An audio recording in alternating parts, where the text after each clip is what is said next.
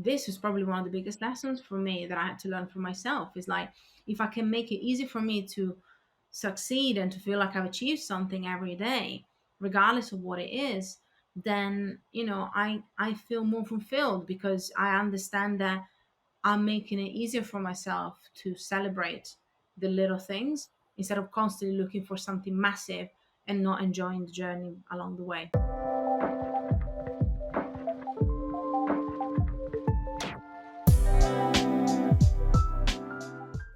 Hey guys, family and friends. My name is JJ Rescas or Juan Jose Rescas. I am the host of this show called Optimizándome or Optimizing Me, where it's my job to invite very particular humans to deconstruct their story, their habits, their routines, mindset, and learn from the lessons that their lives inspire us. Today, we have a very, very interesting and particular uh, guest that is dear to my heart. Our guest today is an award winning marketer and entrepreneur. Her mission is to support people making a positive impact through their marketing. She's also the founder of Creative Impact Collective, the leading membership for wellness professionals, founders, and experts serving other conscious people and the planet. Furthermore, she's also the CEO of the Alt Marketing School and host of the podcast with the same name. There, her mission is to raise a new generation of marketers. On top of that, she's also the author of two books, Make an Impact and most recently, Reclaim Your Time Off. Clearly, our guest today has as much experience in marketing, entrepreneurship, and other areas as she has tattoos in her body. So, how does she do all of that and more? Well, that's something that we'll discover today. Without further ado, let's welcome Fab Giovanetti. Hey Fab, how are you doing? I'm feeling the pressure now. So we got the love already. So I'm very dear to JJ's heart, which means now the pressure is.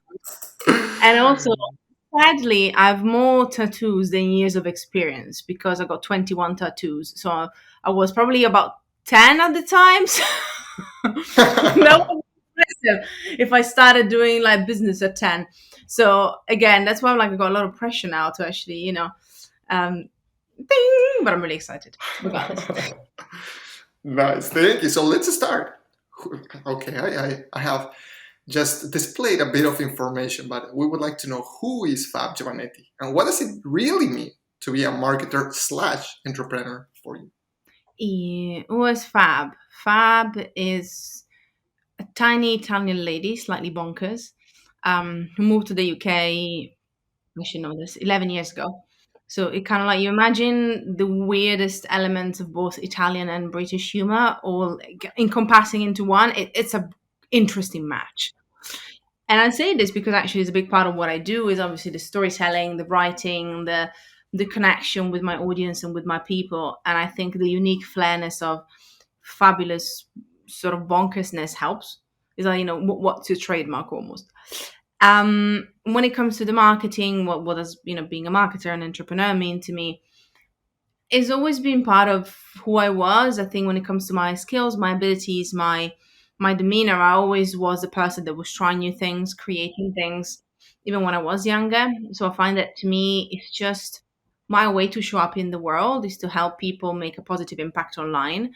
And quite naturally, the two ways, or three if you count obviously my writing as well, the 2 to 3 ways that I would do that was through helping brands market themselves better and also kind of market themselves with a bigger purpose, help individuals with, again, the entrepreneurial side, set up systems and businesses that can work for them but also that can work for others and improve other people's lives. And then again, with my writing, similarly, I want to make sure that people can actually, especially with Reclaim Your Time Off, which is my latest book, they actually can then find that elusive balance and be happier. So to me, it just genuinely means fulfilling the reason why I want to show up in the world, or one of the reasons I would say. So that's why I am who I am and why I chose the paths, because more than one, that I chose, I suppose. Hmm. Do you recall specific moments in time where, or when those moments became decisive for you to start getting into the paths that you just mentioned, or mainly one that is the key or spinal cord that you get there to get into marketing and entrepreneurship, because they are so interrelated, right? Do you recall a specific moment in your history? Maybe again, so answering your question by going completely left field. By the way, I love left fields and tangents, and it's just like woo, and it's like where's she going now? But follow me, I'll take you to the ride. Okay, the ride goes like this. Actually, my writing and wanting to be a writer is where it all started. And as much as you mentioned, which is very true, being an entrepreneur, being a marketer can be very much connected. I find that actually somehow the writing experience and my passion, my dream of becoming a writer is the glue that brought everything together out of everything, because it was at the core of it storytelling, obviously. And that's why I always wanted to be a writer since I was 10. I was reading Stephen King and I was like, OMG, this old man is, I love him so much. And I'm like, what are you doing? I was like, this is amazing. So I did it more from passion in that case, obviously. And I realized that not only I loved reading and I loved these books, but also I was really good at telling stories and I was really good at sharing, and also I was really good at facilitating and hearing other people's stories and being able to bring them into the world, which is pretty much what, as an entrepreneur, I do. Not every entrepreneur does, but as an entrepreneur, I do with the work I do. And also as a marketer, that's what I do. I hope I facilitate better conversations online, and I, take my clients and my students' work and kind of put it into the world in a much more effective way. So that's kind of where I see myself being. So I think actually wanting to become a writer made me realize how much powerful stories are. And then when I had to choose my path going forward, I gravitated towards ideas, projects, and I guess job roles, you can say, that were really going back to the storytelling, so that at least I can still have my creativity and my writing streak in everything I do, even when it's not necessarily exactly what the job it's supposed to be. So not fixed to a title in this case. It sounds that being a writer gives you flexibility. I would say so as well. Yeah, I would say there is an element of that too. I think it's kind of hard, especially when I'm looking at the journey itself. I realize that I don't know if anybody else feels the same, talking about habits, about learning and also changing. I seen my path kind of, I always saw my path, and then I came to the last 2 years. Sounds like a broken record because pretty much everybody's like, the past 2 years have taught me a lot. But it's true. They taught us all a lot. JJ is like, yes, yes, Queen, it did. And I think for me, it's been a case of it brought up some things that I already knew, and like it showed me that even more, I had to be more flexible and more adaptable than ever. And I think that has been one of the things that definitely has shifted for me when it comes to my even my learning process and the way that I make time to implement things, to reflect on things, and to do things, because that's a big part of who I am. And I think that that's one of the things that I look at the last 2 years and I was like, I can see retrospectively how much I had to change. And I don't know if it's been the same for you, like how many things I tried, new things to change, new paths to explore. But a bit because I was forced to, or because I wanted to, or because I had to. And I think that's been one of the really interesting things when I come to think about my evolution as well. This has probably been a really interesting moment for me. And I only realize now that I'm actually taking a bit more time to take a step back and look at it a bit better. Hmm. So let's start talking a little bit of that time off, right? And well, where is it? Here it is. Here it is. The reclaim your time off, definitely. And the question is, who took Fab's time away that she had to reclaim her time off? So, what do you mean by that? Sorry, who? Oh, sure. Who took your time off that you had to go and reclaim it back? Who stole it off me? Who I was Right. like, I like. The problem is not who, is what. I think that's been the problem with me. Um, and even more so, and it's one of your favorite topics, JJ, so I'm going to go there. It's more even not what, is which mindset, going deeper. Let me explain. It wasn't even how you can genuinely blame so many things for getting more distracted, for not being as focused. And there are some things, some push notifications or anything else that you can think of, and these things will actually affect that. But when you go to the bottom of it, and this is why I give people the carrot and the stick in the book in Reclaim Your Time Off, You can use the practices to help you implementing some systems, but if you don't look at the mindsets or the reasons why you still feel that even if I gave you the best system in the world, we work together for a workshop and I give you everything you need, tailored to you, you might still go away. And if we haven't discussed, if we haven't covered the reason why you feel you don't have enough time, the reason why you don't feel fulfilled, the reason why you don't feel you had a successful day, and more I talk about in the book, but all of these things, then after 2 days you're gonna go back to square one. So for me, I realized that I kept pointing my finger at everything, being like, this thing is taking too much time, or I'm getting distracted because of this. And then I was like, no, no, no, no. I realized that I was my worst enemy when it came to it, and I really had to be like, why am I struggling to enjoy the time off? There's just to finish off, there's a little running joke that we have with my husband when he's like, he can chill for a day, do nothing. And we did it at Christmas last year. It was like just the full day.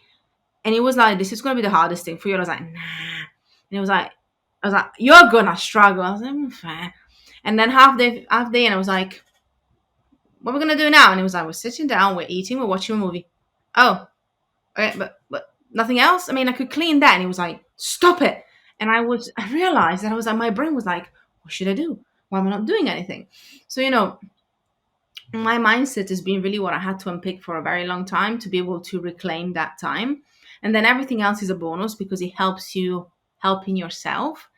But without realizing what are some of the beliefs you have about that, it's always going to be hard to actually reclaim your time for reals. Hmm. How did you realize some of the beliefs that you had around this? And that because what I noticed is that some people have the belief that they or we, I sometimes include myself into that, we need to perform constantly an action, something. Other ones may have another different path that is procrastination or getting into something that is um, high reward, instant reward with delaying this thing. Whether that activity is not productive or not, it doesn't matter. They just do it. So how did you figure out your own beliefs around time management? Probably the biggest thing was the definition of insanity by Albert Einstein, doing the same thing and expecting a different result. And be like, I'm making the same mistake again, and be like, nah, if this time it's gonna be different. I was like, no, it's not. It's a pattern. So I think that was one of the biggest things for me, is like recognizing the patterns that I will go back to again and again and again. And the thing is, because then people are like, well, then am I doomed? And it's like, no. But what I'll say is, because I still do repeat some of these patterns, but if 5 years ago, maybe even less, maybe I will catch myself all the way down to a position of being really ill or really burnt out. Now I catch myself a bit earlier than that, and then I will kind of see the signs or understand or being able to assess that and make decisions and choices from a place of confidence and not fear, and be like, no, actually, I can step back. And again, very topical and timely, but it literally happened today at time of recording. So at time of recording, we're going to have a big event in a couple of days, and I'm just not well. I'm not fully 100% well, and I'm like that. I emailed all our speakers and I said, we need to find a compromise. I need to make sure that we make life a bit easier for me, because I'm going to be the person that's going to help you, but I don't know how much I'm going to be able to show up on the day. And so I was really open and honest, and I said, I still want to do this. This could be the compromise so that things can be a bit easier for everyone. I hope you understand, but I need to make sure that I put my well-being first. And probably 2 years ago, I would have not done it. I would have pushed through because expectations and reasons and things. So again, I still got to a point where I'm not fully well, but it happens in life. But instead of beating myself up or pushing through it, now I know better. But I would lie to you if I said that it wasn't a case of, because I've been there a few times, and every single time I was like, how can I do this better? And then you catch yourself a bit, and then you set up something or you change something to make it easier for yourself. But maybe you are different, and I hope so that not everybody's like me. But when I talk to clients and people read my book, a lot of people resonate with the fact that it's not a clean slate change. It will take you a few times and a few adjustments. And when you catch yourself, it's all about how kind you are to yourself when you realize that as well. And it sounds also that you were able to reprioritize your list of items. Was there any? Okay, you have clearly been working for a long time creating stuff, but I do believe, and maybe I'm completely wrong, let's see, what were your prior priorities, your former priorities, and how they changed? So I know we're digging a lot into reclaim your time off, and that is cool because the audience that I have are mostly goal driven people. They want to do something, but sometimes, like you said, the priorities are simply not aligned with what they want. So, in your case, was there any shift, or how would you help people to reassess that shift? Even more than priorities, I think another thing that can really get your lovely listeners' attention um, is even a case of if you're goal driven and you've got loads of ideas, like an idea per day almost, which happened to me in the past. You know these ideas can be good, and you don't act on all of them, which is very important. That's probably one of my priorities less shifts, was definitely not act on anything that I thought was a genius idea. But also, we thrive on being able to kind of feel that there's this flow of creativity going through, whether it's for a project itself or a new project, or just to come up with obviously interesting solutions to problems. And when you're working too much, or when you're not allowing yourself to reprioritize your efforts or make space, that's the most important thing, then it would be a bit presumptuous for you to assume that not making space to actually have that break, imagine yourself as a clean slate, that you're going to still be able to have creativity flowing and ideas flowing, and you're going to be able to perform at your best because you're not giving yourself the space to breathe and to let these ideas, these juices as I like to call them, flow. And I think for me that was one of the most important things. It's almost like I basically reprioritized what I talked about, even if I struggle with it, the rest and the quote unquote boredom. I talk in the book about, making friends with boredom and actually enjoying it. And I found little things that I can do. For example, for me, going for walks is a great way to reshift and reprioritize and refocus because I kind of get into a different state. I physically get away from my desk, and I try not to have any stimuli aside from music or a podcast or just maybe dancing on my own, which I know sounds mad. It is mad, but I do it sometimes when I'm excited. But these are some of the moments, and then obviously you have showers can be great, but even just like having a nap. There's so many things you can do, but I think for me, reprioritizing rest, but in a way of reprioritizing making space, that was key. And I'm gonna say one more thing about this because then you get the goal driven, productive people that are like, yes, I'm gonna rest, I'm gonna have a 20-minute power nap, this is gonna be the best nap, I'm gonna think about this, and then I'm gonna have this goal, and the power nap is gonna go like this. And I'm like, you're making your naps or your rest or your creative time highly functional again. Yeah. Oh, duh. I would get somebody here. I would challenge you for one not to. And it's so crazy how much you rediscover about yourself and the little things that pop up in your head because you are just being like 20 minutes of nothing. And I'm going to do something that is literally just the simplest thing ever that doesn't require me to have any goals, any expectations, any achievements around it. And I think that would be my thing that I would encourage people to prioritize a bit more, to look at that rest and that space, making that space for themselves. Hmm. No goals moment. That's how I'm going to call it, and I will try it myself. Actually, that's a little hard actually for me. For me, like you said, but if it worked for you, it's gonna work also for me and other people. Definitely. Thank you God for that. Now let's talk a little bit about other of your projects. Can you tell us how did the idea of creative impact start?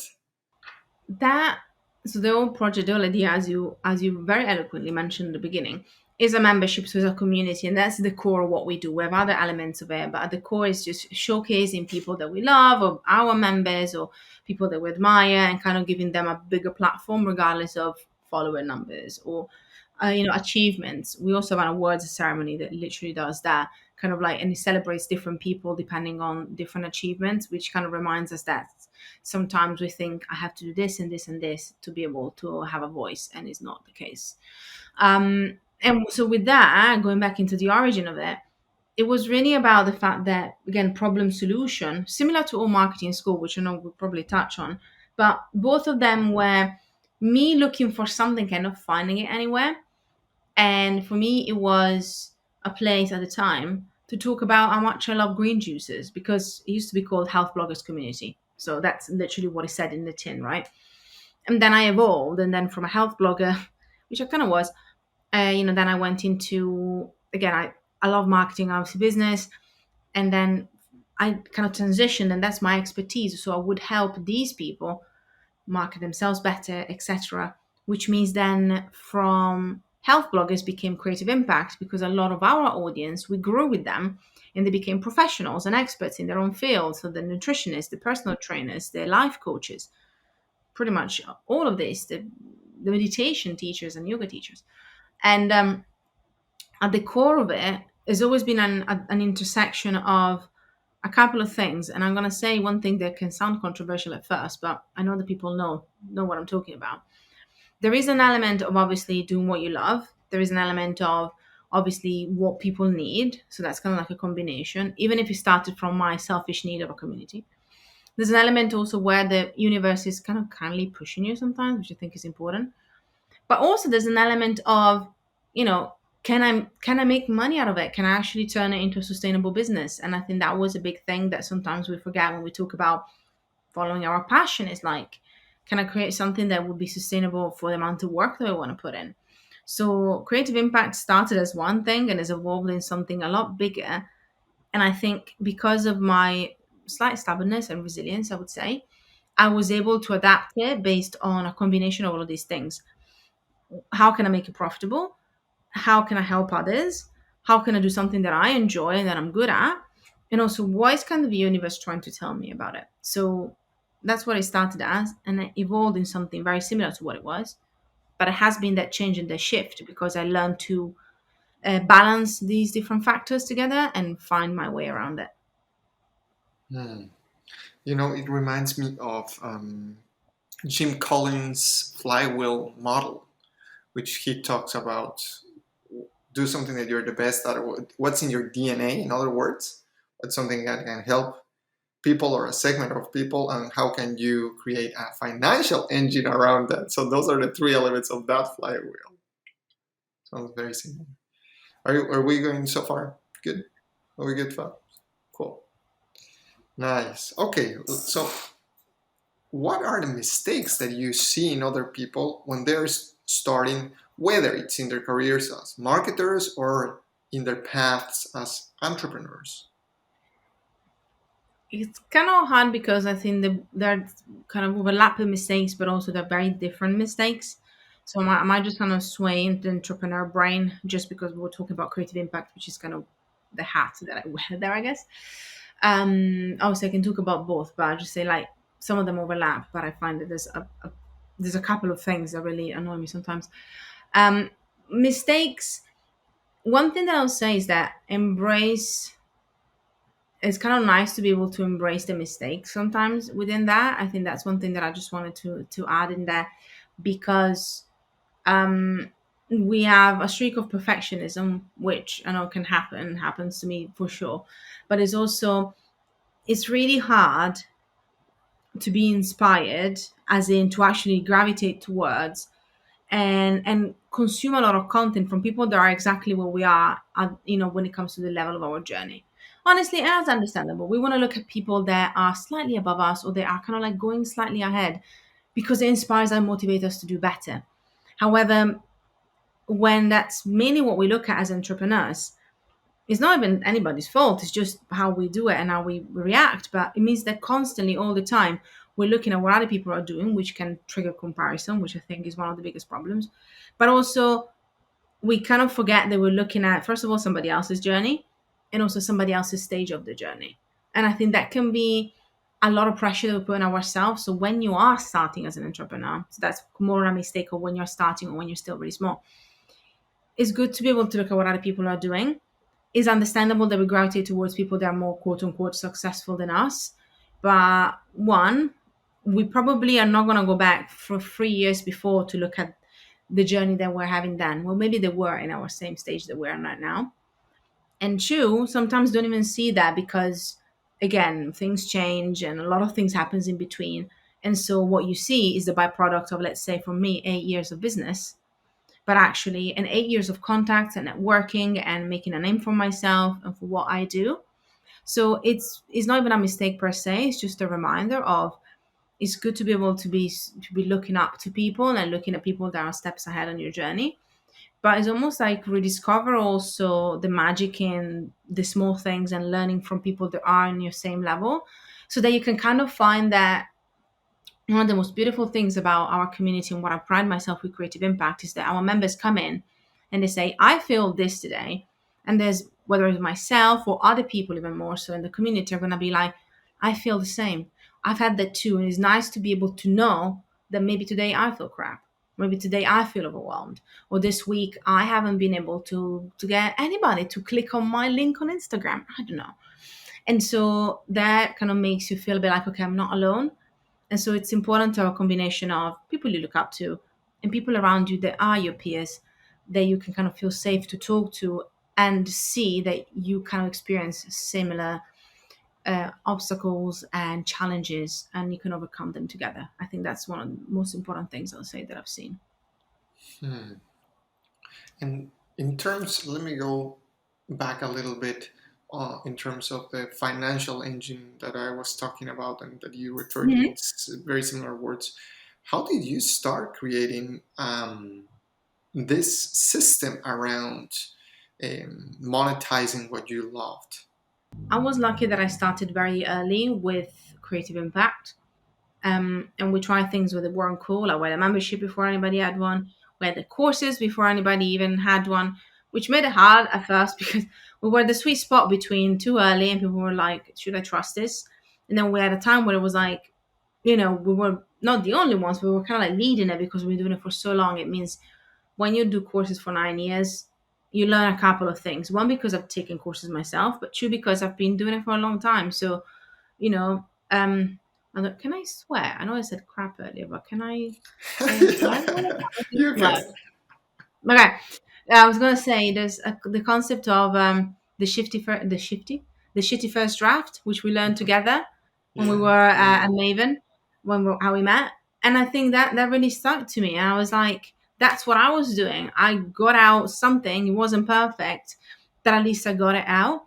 So I would say that was for me the thing. So this is a disclaimer before I tell you the answer. Like we were able to monetize because we monetized early and then we're able to kind of like adapt and see what people were doing to make sure that we would at least have an edge to it.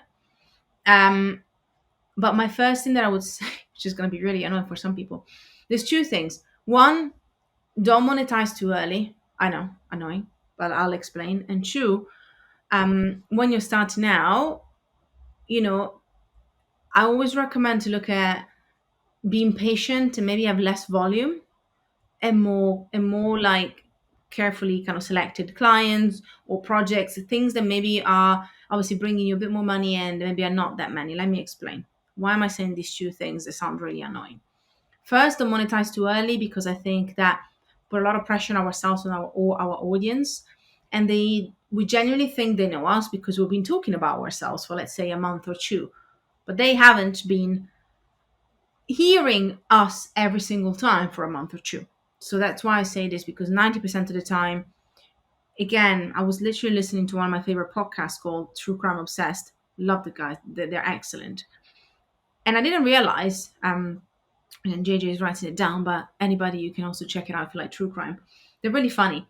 And they have a Patreon, and so you look at it like, yeah, makes sense monetizing your podcast. And you're like, wow, and they have it's their full-time job, it's just that podcast. And then you realize that actually they've been doing podcasts on there since 2017. So yes, now they have probably 2 years worth of Patreon stuff, which means 2 years ago maybe they kind of upgraded it. But again, they didn't monetize straight away. Now, because everybody is monetizing, regardless of how long they started ago, everybody feels like I'm going to start a newsletter so that I can make money out of it. I'm going to start a podcast so that I can monetize it. It's great to look at then ways to do it.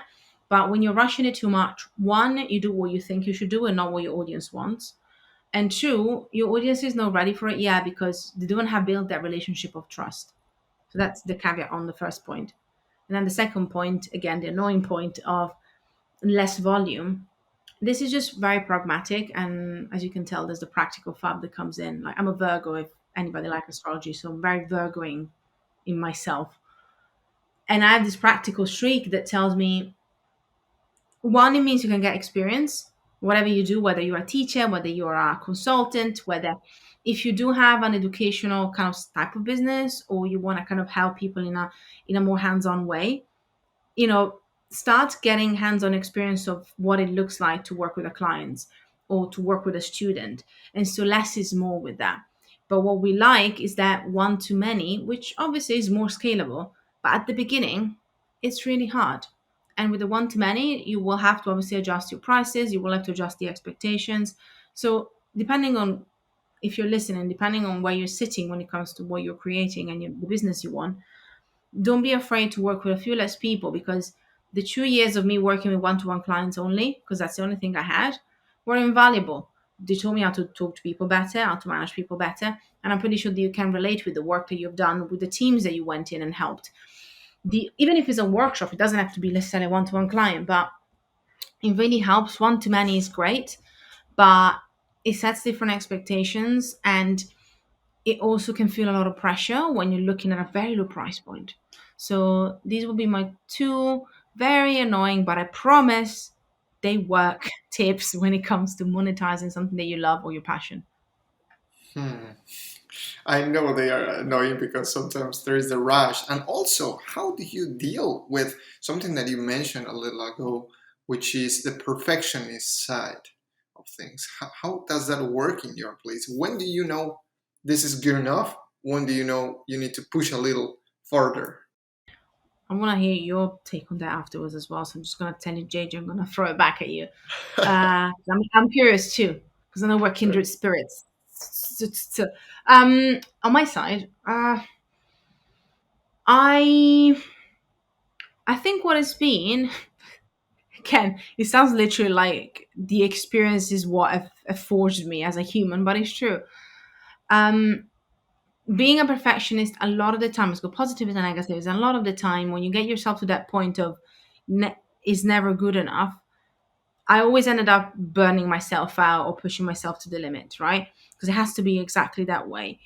And I think for me, quite honestly, what has stopped me from doing it as much has been two things. One, me reckoning with the fact that my body, my well-being, mental and physical, will be really affected because I'm pushing, pushing, pushing constantly.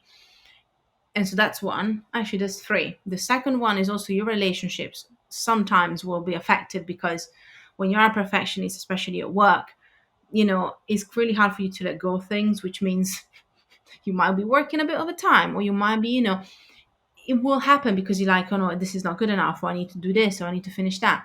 So again, relationships can suffer. I've been doing this for 8 years. I've had relationships in between. So I know, that is a different type of path when it comes to your work, your kind of work expectations. And I also find that, when it comes to that perfectionist streak, there's also an element of ego, which I think is the last thing worth mentioning. So obviously I mentioned mental and physical well-being, a bit of also like understanding how it affects your relationship with yourself and others. And also the ego and letting go of my ego was probably the biggest thing. And a lot of the time we're perfectionists because when we're perfectionists, there's also an element of procrastination in it, which is really fascinating when you think about the concept of perfectionism. And also there's an element of not wanting to let go sometimes of something that doesn't work or something that maybe we need to change. So I found that for myself to be like going back to that, we're talking about the different intersection of what you love, what you do, what makes you money, etc. I got a bit less stuck on the how some things get done, and I keep holding on to the why I want to do them. So if I'm going to, again, going back to the example of this event that is coming up, if now the sessions are going to be recorded so that I can actually, not literally be dead by the end of the day because it will be really tiring for us to do them all live. It's probably not exactly the same type of engagement. It's not maybe the same smoothness, but at least it's there. It's getting done. I know it's going to be a great series of sessions for people. That's what I want. The rest, it's okay. And I think is my ego being like, it's okay if you have to change things. Going back because of my well-being. So again, it goes back to one of my points about stopping being a perfectionist. And then the ego always is at play. When you make those decisions, it's like, ooh.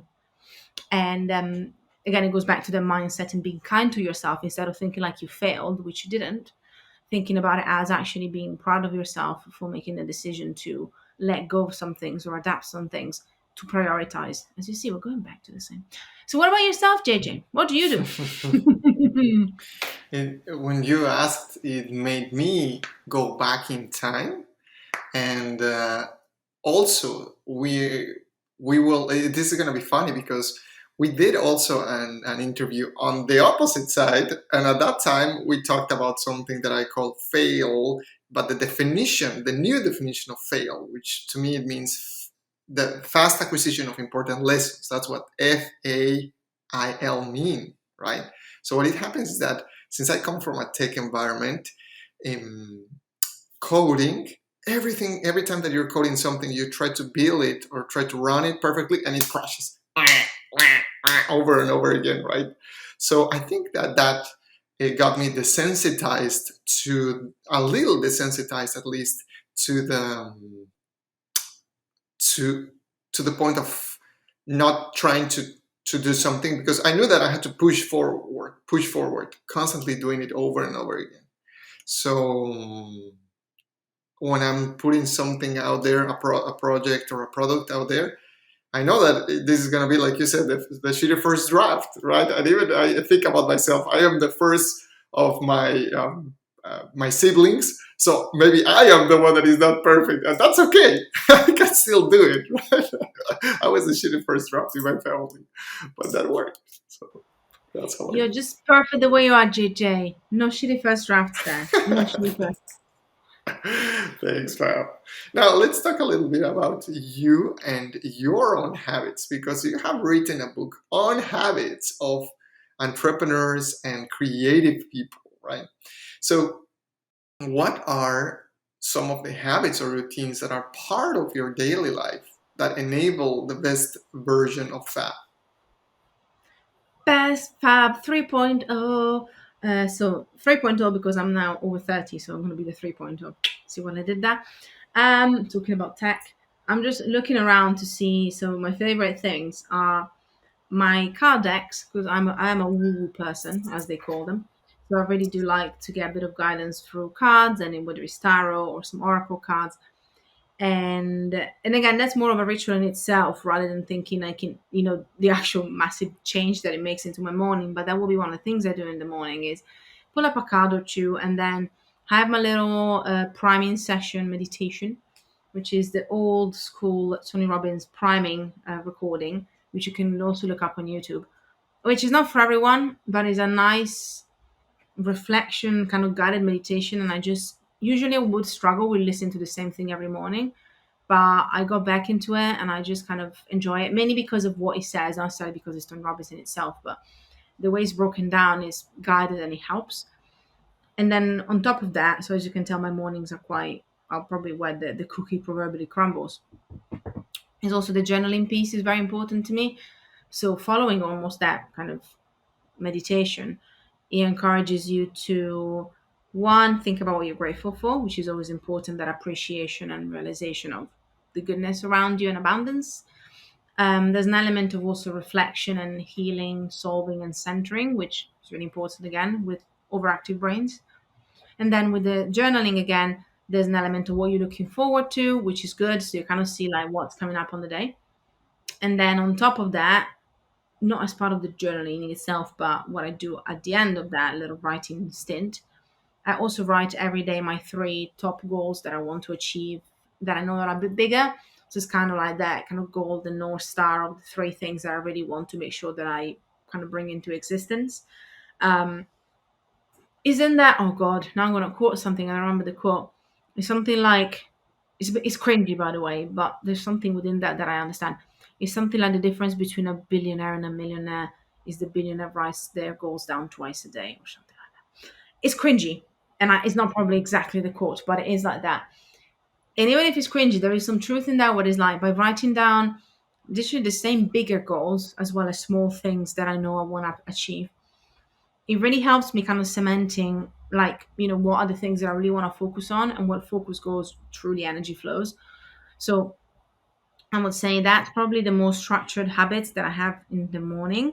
And then 9 times out of 10, even if in winter is really hard, is also my other core habit is movement. And that is usually working out in the morning, because throughout the day, again, now I'm not, as I said, I'm not well. So for example, today I'm not doing anything, but I know that I get to like 2 or 3 o'clock PM, and I'm a morning person, so I really struggle in the evening. So to me, that's a very important thing, is just literally work out, kind of like really focusing into that and kind of really getting in touch with my body. So we'll say these are the things. That's the meditation, cards, and journaling piece in the morning. And then also, usually after that, there's a little workout, which is almost like another way to do me time.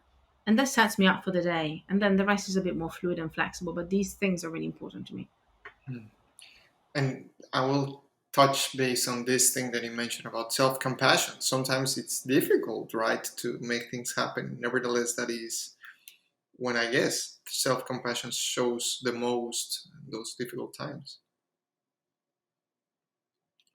So that is that is interesting that you mentioned about the cards and astrology. And for some people, that is super woo-woo. So in your case, how do you balance, or how is your decision making process? We're going to talk about two processes. First, let's talk about the decision making, because since you're using this technology, which is a different type of technology, right, to make decisions, how do you balance that out with other decision making tools that you may have? OMG, I mean, I'm not going to say that if I pick up a card that, like, that I'm gonna be like, I'm gonna drop everything and everyone and go to a really high mountain peak and be Okay. on my own forever. No.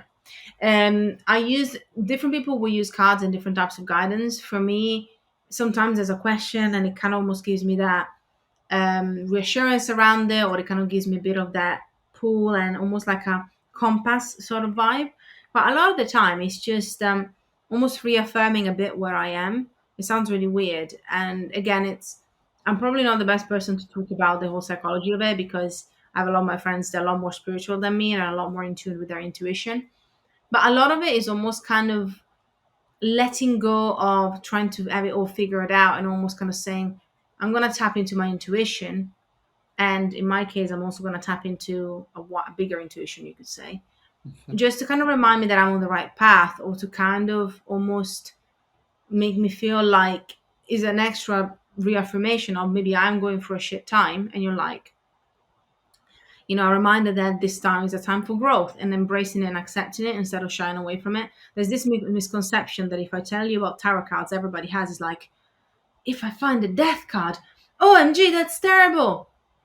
First, it's not a terrible card. I actually have on my body because it's a card of rebirth. So it's not a bad one. There are others that are probably not so positive. But there's this thing is like, if I find a negative card, it means something bad is going to happen to me. And this is where I don't see it that way. I see it almost as a way for you to reflect a bit more on the good and bad, and having a different type of guidance that goes into your intuition and maybe something beyond that if you want to believe it. But going back to the original question, I wouldn't say that, for example, I'm going to sign a contract or start a business or close a business based on a card. That is probably where let's put it this way. There's going to be more conscious decision. By the end of the day, the intuition is always going to be what tells me what to do at the very end. I might rationalize it because it's good, but if my intuition is screaming not to do something or to go and do something, I learn to listen. So whether that is related to the cards or just in general, that connection is one thing that I would say I still do. Really tap into my intuition when there's a big decision to make. And I asked this because the other day was the first time that I did, actually yesterday, a tarot animal spirit card session, and I loved it. And I said, "Why no one taught me this thing before?" So clearly, I am extremely analytical, but that other, like I call it, technology, I found it fascinating. It's tapping on something that is not the rational, and maybe that is even wiser. So maybe we're gonna get back to a second part of the episode specifically about cards, tarot Oh yeah, cards. Fab, now what is something that you have unlearned in recent years that improved the quality of your life? that is an hard question. And I however, I'm going straight into again like that. I literally the idea and the mindset around success. I think that's been probably the biggest thing that I almost unlearned.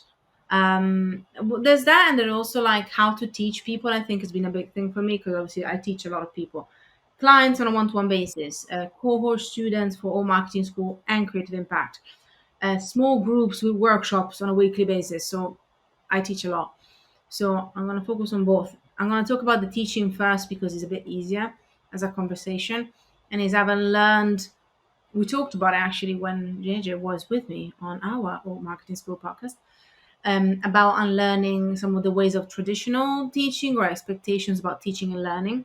That was big for me because I always thought that, and again, I'm not going to tell you too much about it because you can literally go to any of JJ's courses and workshops, but what you explain when it comes to the optimal learning framework, that's some elements of it is what I had to unlearn. Be like, actually, it's not just about the knowledge, it's about everything else in between. And I had to unlearn to be like, people are just there to receive. No, they're also there to implement for themselves, to make a discovery, to be interactive, to actually be able to do something to retain it. So that was a big one for me. And that kind of comes more from a professional point of view on a practical level. More on a mindset level, the other thing that I learned is how to define success, and why I felt that it was kind of the wrong way to do it. I talk about it in the book actually quite in length, but it's all relating to the idea that we set it so hard for us to succeed on a daily basis.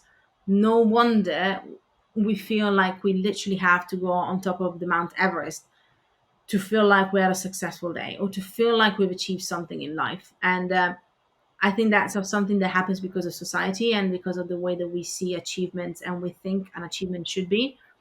And it's kind of funny. Every week in the collective, we celebrate wins. And sometimes I'm like, oh, why didn't you write anything last week? And people are like, oh, I didn't really do anything. And then we talk, we do weekly check ins with them. And I was like, well, you did that. And they're like, yeah, but it's not really a win or achievement. I'm like, yes, it is. So again, it's kind of that reframing, and I unlearned it only. I think when I wrote the book, that was probably the biggest one because writing a book is a very cathartic thing. You put a lot of things down and you reread it for 17 times. And you're like, oh god, and you actually kind of are faced basically with your thoughts, especially if it's a nonfiction. So I wrote it down and then I kept looking. And I was like, this was probably one of the biggest lessons for me that I had to learn for myself. Is like, if I can make it easy for me to succeed and to feel like I've achieved something every day, regardless of what it is, then I feel more fulfilled because I understand that I'm making it easier for myself to celebrate the little things instead of constantly looking for something massive and not enjoying the journey along the way. So I think these were the two things, the teaching side of it, but also a bit of this kind of success sort of misconception and idea that a lot of people have. Hmm. Wow. Yeah, definitely. I could notice that one when I was reading your book, that unlearning needed to happen, and the teaching is also something I did not expect. Thank you for that. Now, Fab, this teaching that you are basically a teacher, like you said, you are teaching, but you have been teaching for a long time, and also you do it on a regular basis. Now, who are the teachers of the teacher, or who are your role models or mentors? Do you have any figures that It's come to always mind? hard. I think, you know what, I maybe I listened somewhere where I watched something and somebody was saying about talking about their mentors and they were like, I had mentors for a very long time where I had people like look up to, and then at some point I kind of stopped. I don't know who it was, but I remember I was reading it. I was like, and I was like, it's great to be able to look at other people and look up to them, but at some point I actually wanted to give kudos to myself. And because of that, I think I've always been on the mindset of I have different teachers that told me different things at different times. But people honestly like you ask, what's your role model? And you're like, I don't know, Gary Vaynerchuk or whatever, Mhm. and it kind of comes like that. For me, it's always been hard because I realized that the most important teachers for me were not these kind of like big people you look up to. Like two of my favorite teachers were actually two of my high school, that would be kind of in the UK and US everywhere, high school age teachers. One of them was my literature teacher, and she was double hero. One because, bless her, she would read my very gruesome short stories, very something went on there.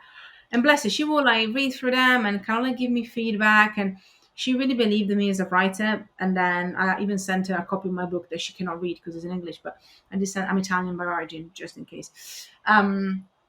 She was like, okay. But she was really like proud of me. So that was element. So that in that case, it really showed me the power of actually making the time to kind of give help and support because she didn't have to. But also, she also a couple of years ago gave her son, who had a complication when it comes to his kidney. She gave him one of her kidneys, and we kept in touch after school with some of my friends and her, and it was really touching to hear that and obviously to kind of see that from her. So she's a hero both ways for me in that respect, a role model. And also another teacher, my English teacher, because of the way she taught and because of the support she gave me also, she's another person that for me was really special. So I find that, funnily enough, I was really lucky to have two teachers as teachers that really taught me a lot. And I think they stuck with me because of that personal connection and what I've experienced firsthand. So there are other people that maybe you will say I look up to, like Stephen King. I don't know, to give you an example. They're teacher in themselves, but I find that some of the best teachers are the ones that come and actually have a real impact in your life on a close perspective, because these are hard to forget. Because even if life goes by, these people had a mark and helped you making a decision or taking a path instead of another in your life. Mm. Mm. Yeah, sometimes we focus on the big stars on the sky, and we think that they are our only teachers. When sometimes the smallest interactions with people that are their own heroes or heroes in their family or in their community are so touching as well. Hmm. Fab, I know that we have a few more minutes, so I wanted to ask the last few questions. So, first, where can people find you on the net? Everywhere. If you write Fab, I mean, if you write Fab, I want to see what you come up with. So good luck with that. But I have my website and everything else. I would say first thing, if you write fabgiovanetti.com, I'll spell the name. That's my website, and you can find more info about everything I do. And also, when you get the spelling now, you can put into any social network aside from Snapchat, and I'm there. And it's FabGiovanetti. So that's the easiest way to find my personal stuff. My book is Reclaim Your Time Off, and you can get it pretty much everywhere. So go and check it out if that inspires you and you really want to, especially for the new year. With 2022, you kind of know that this is the year for you to actually refine the balance, to kind of change some of the mindset you have around work and your success. And obviously, if you want to find out more about everything else, creativeimpact.group is our creative impact website, and allmarketingschool.com is where you can find out more about our certification as well. Where I usually go to learn a lot about marketing, I can say. Yeah. Fab, one last question. In closing, if you could leave the audience with a question to expand their minds, what would that question be? Oh, I have a good question. Um, was asked, I'm going to say though, it was asked by somebody else to me, and I always refer back to it because I actually use it a lot of times when I was struggling. So my question is, if you had $1 million, pounds, whatever it is, in the bank right now, would you be doing exactly what you're doing right now? Hmm. Think about it. Well, we'll do for sure. We'll do for sure. Thanks, Fab. Personally, I will experiment with your suggestions on this episode, and I really, really appreciate and admire the work that you're doing. So, Same way for you. Thank you so much for having me. That was awesome. yeah, it's my pleasure to have you here. Thank you, friends, family of Optimizándome. This was another interview with a very particular human from whom we learn in this case. If you like this kind of interviews, just give it a thumbs up, subscribe to the channel, and send me your comments and questions for next guests on this topic. And don't forget to follow Fab Giovanetti. See you next time, guys. Bye.